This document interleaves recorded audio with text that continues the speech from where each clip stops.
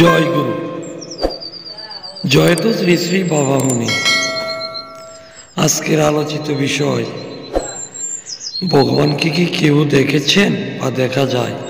অপরাহে শ্রী শ্রী বাবামণি বেড়াইতে বাহির হইলেন, বাজে লোক সঙ্গে আসিতে দিলেন। মাত্র জন তিনেক যুবক সঙ্গ লইল। একজন প্রশ্ন করিলেন, ভগবানকে কি দেখা যায়? উত্তরে শ্রী শ্রী বাবামণি বলিলেন, নিশ্চয় যায়। এই আমি তোমাকে যেমন দেখছি, ঠিক তেমনি পরিষ্কার এবং সুস্পষ্ট দেখা যায়। তখন প্রশ্নকর্তা প্রশ্ন করিলেন, ভগবান দেখতে কিরূপ? উত্তরে শ্রী শ্রী বাবামণি বলিলেন, ভগবানের তো নির্দিষ্ট কোনো রূপ নেই। তিনি অনন্ত রূপ, তিনি অপরূপ। তাই এক একজন তাকে এক এক রকম দেখে। তিনি বিশ্বরূপ, অর্থাৎ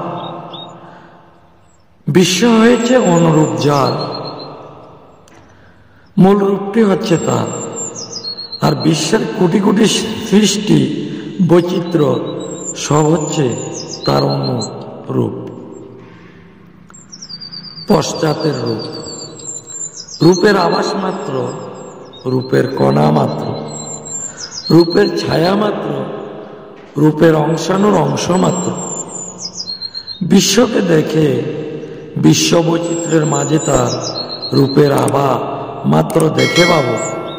প্রেমিক কবি প্রথমে তার রূপ সম্পর্কে একটা অনুমান করে নিয়েছেন এবং সেই অনুমানকে নিরপেক্ষ প্রমাণের আসনে বসিয়ে অবিরাম সাধন করে করে তার অত্যাশ্চর্য আসল রূপটি দর্শন করেছে। সেই দর্শনটি এতই আশ্চর্যবোধ পশ্যতি কশ্চিদেন, যে পরমাত্মা দেন থেকে বুত্থান লাভ করে সংজ্ঞায় নিম্ন ভূমিতে নেমে এসে কেউ তার সঠিক বর্ণনা করতে পারেন না।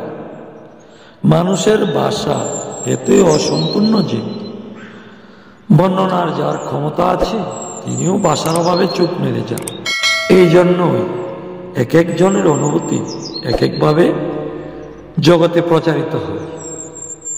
তার জন্য সম্প্রদায়ে লড়াই লাগে যে আমারও একমাত্র সত্যের দরজাদারি, অপরেরা লোক প্রতারক ও আত্মপ্রবঞ্চ ইত্যাদি।